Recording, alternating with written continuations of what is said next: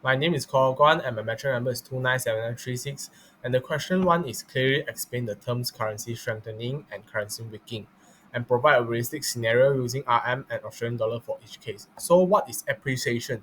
Appreciation means that the currency increase its value when compared to another country. And depreciation means that the currency decrease its value when compared to with other country. And the example I given for appreciation is the student live in Australia that when the exchange rate changed from 3 ringgit and 10 cents to 3 ringgit, he or she will find that the schooling fee that in terms of RM has decreased. This is because when our domestic currency increase, which means that we will use less money to buy or spend for the foreign product.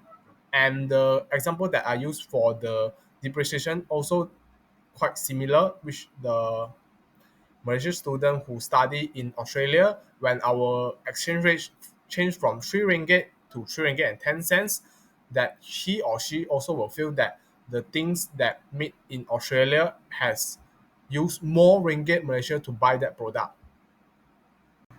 Question 2 is what is the fundamental distinction in the economic insights provided by a nominal exchange rate compared to a real exchange rate?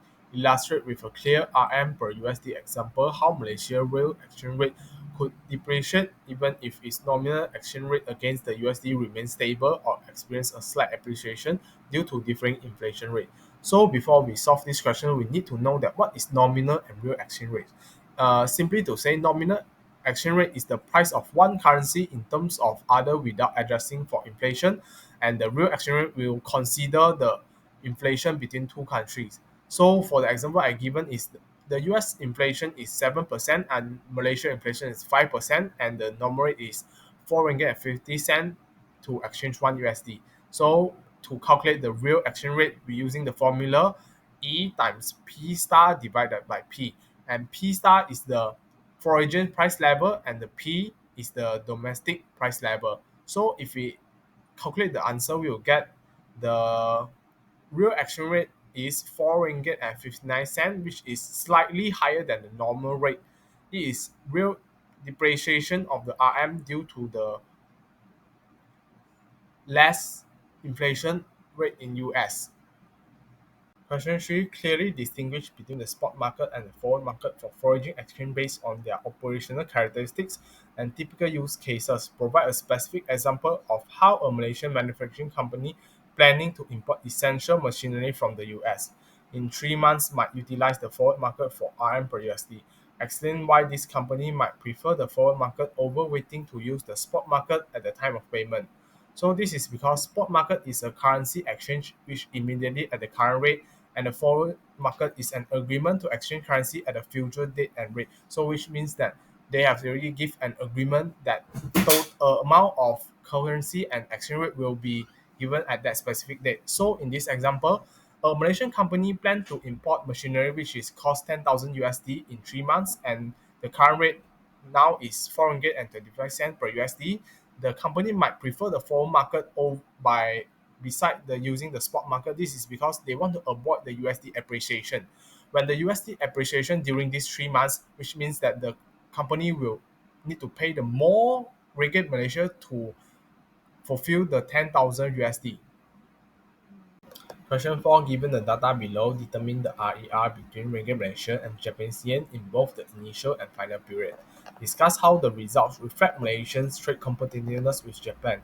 So this is a calculation question. To solve this question, we need to calculate both of initial period of real exchange rate and final period of real exchange rates for both exchange rate. So by using the formula, real exchange rate equals to E times P star divided by P.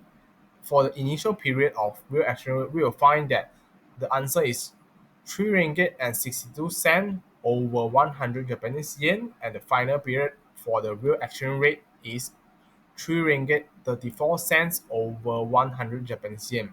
And we will see that since the final real exchange rate is smaller than initial real exchange rate, which means that our do- domestic currency had appreciated, which means that if foreign wants to buy our good, they need to pay more. So our Malaysia product will less competitiveness compared with Japan.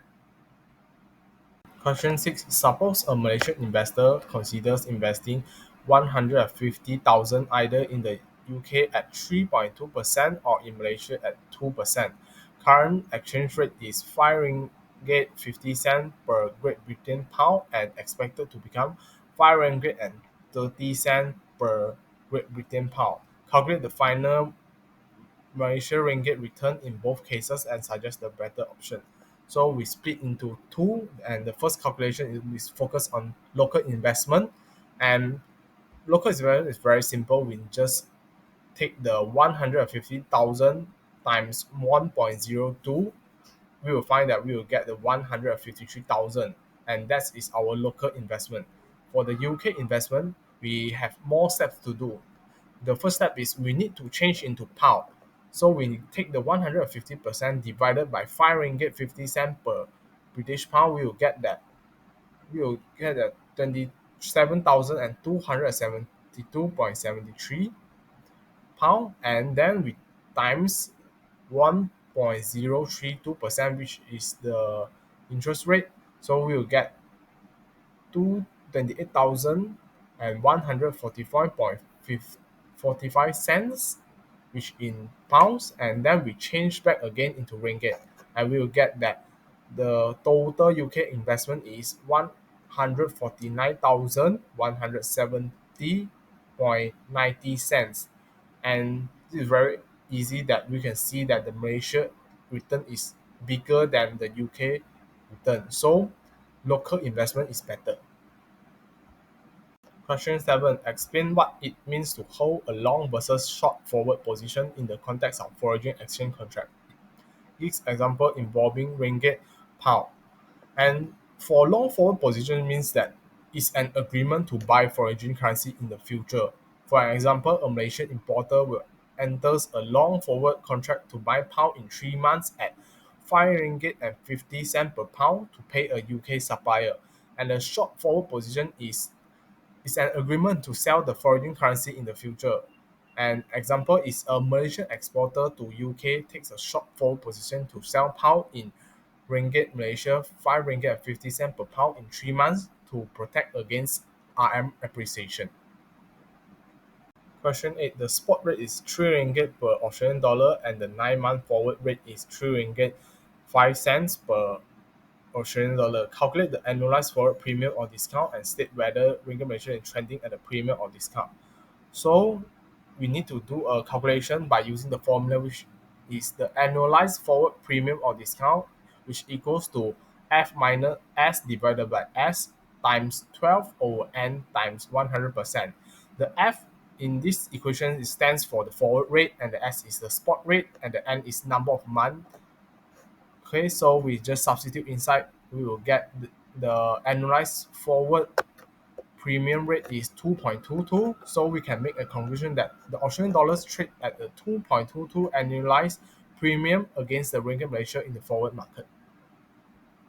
Question 11. A Malaysian exporter is to receive EUR 100,000 in 6 months, and the forward rate is 5 ringgit 8 cents per EUR, while the expected spot rate then is 5 ringgit 20 cents per EUR.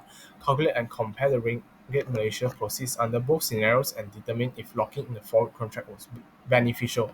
So we calculate the total amount by using the forward rate first. So we times 100,000 EUR with 5 ringgit and 8 cents, we will get the in ringgit Malaysia is 508,000. And we calculate using the expected spot rate, which also same. We take 100,000 times 5 ringgit and 20 cents, we'll get 520,000 in Malaysian ringgit. So we will calculate the loss from the forward contract, which we minus the amount that we calculate from the forward rate and the expected spot rate. We will find that we will lose a 20,000 in terms of ringgit. So which means that using the forward contract is not beneficial because the our ringgit Malaysia is during depreciation, and during depreciation we will get more money in terms of RM. So using the forward contract is not beneficial for this situation.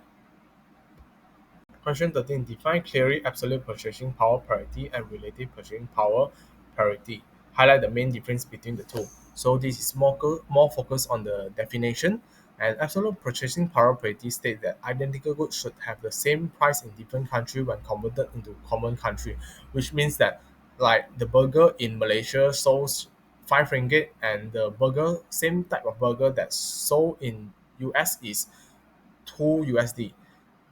How even though the amount of price is didn't same in two country, but if they convert into one same currency, the total amount of the burger is the same.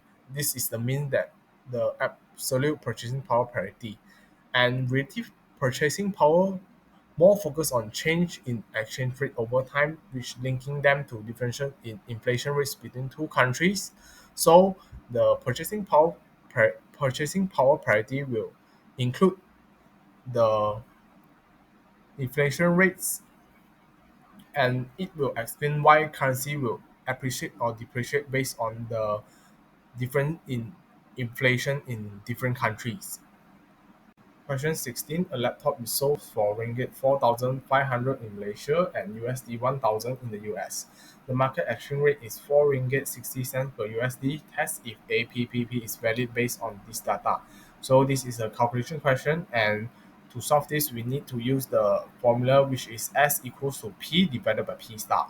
S is the exchange rate, P is the domestic price level, and the P star is foreign price level. So we can see that we divide 4,500 to 1,000, we will get 4 ringgit and 50 cent per USD, which we will see that the exchange rate that given in this question and the exchange rate that we calculate out is not equal. So we can make a conclusion that since the exchange rate is larger than the APBP, the Ringgit Malaysia is undervalued, which means that we the Ringgit Malaysia might appreciate during in future. Thus, APP is not valid in this case. Question 17. A book costs £40 in the UK and $60 in the US. If the current exchange rate is £1 equal to $1.40, explain whether arbitrage opportunity exists based on the APPP and calculate the non-arbitrage exchange rate. So in this question, we need to know that what is arbitrage opportunities. Arbitrage opportunities means that one person buy the same product in another country and resell it in his own country and get profits, which means that the two countries has different price, although the products is the same. So in this case, we need to times we need to find out that the book in UK is how many dollars. So we times 40 times the exchange rate, which is $1.40, we will get that the actual price in the UK is $56, which is $4 less than the book that sells in US. So we can make a conclusion that the arbitrage opportunity is exists. And when the exchange rate is increased until $1.50, the price will be equal across countries and the arbitrage opportunity will not exist. This is because by using our calculation to find the exchange rate, which is S equals to P divided by P star, we put we will find that the APBP exchange rate should be $1.50, and the now actual rate is only $1.40 only. A jacket costs 100 CHF in Switzerland and $90 in the US. If the current exchange rate is 1 CHF equals to 0.85 cents, and cease if arbitrage exists, what should the exchange rate be to eliminate the opportunity? So this is the same concept as the question 16. We need to find the exchange rate, the APPP exchange rate. So we just using the S equals to P divided by P star, we'll get 90 cents per 1 CHF. Since that the exchange rate that we calculated is not equal to the current exchange rate, so arbitrage is exists. And when is the opportunity to be eliminated is when the exchange rate increase into USD 90 cents per CHF, the price will be equal across 2 countries and the arbitrage will not exist. Question 22. Using demand and supply concepts in the foreign exchange market, explain how the ringgit Japanese yen exchange rate is determined and include a label graph to support your explanation. So, in the foreign exchange market, when the exchange rate of Japanese yen is at S prime, the quantity of the Japanese yen is greater than the quantity demanded, and there is a downward pressure on the exchange rate.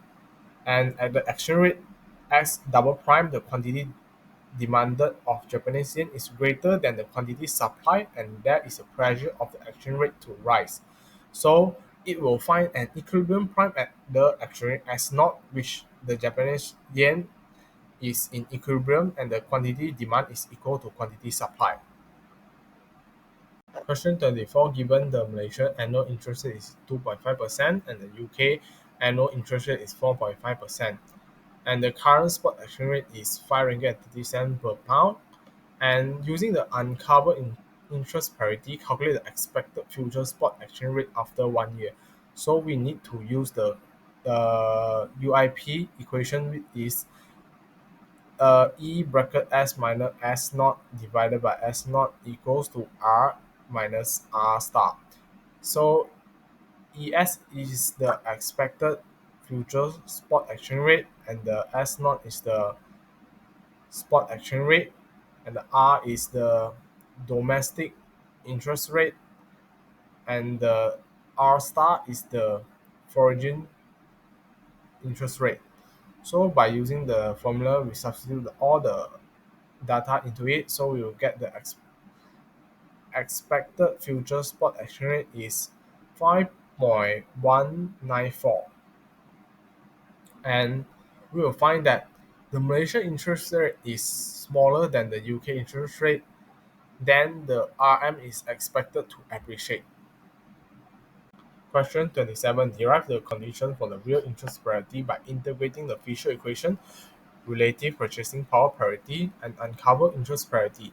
Clearly explain each step and its economic implication. So this is a proving question. So we have 5 steps. The first step is the Fisher equation, which is R equals to R plus pi, and the other equation R star equals to small r star plus pi star, where R and R star is the nominal interest rate, small r and small r star is the real interest rate, and pi star is inflation rates. And step 2 will include the RPPP equation into it, which already said that is the E bracket S minus S naught divided by S naught, which approximation to pi minus pi star. And the step 3 also include a UIP equation to it, and also the same is E equals to S minus S naught divided by S naught, which approximate to R minus R prime. So we combine the RPPP and UIP together, we will get that the R minus R star equals to pi minus pi star, and we can expand it into bracket R plus pi minus R star plus pi star equals to pi minus pi star.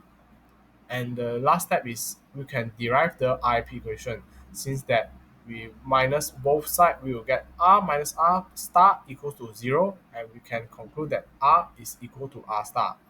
And RP means that for the real interest rate are equal across countries in the long run. And that's all. Thank you.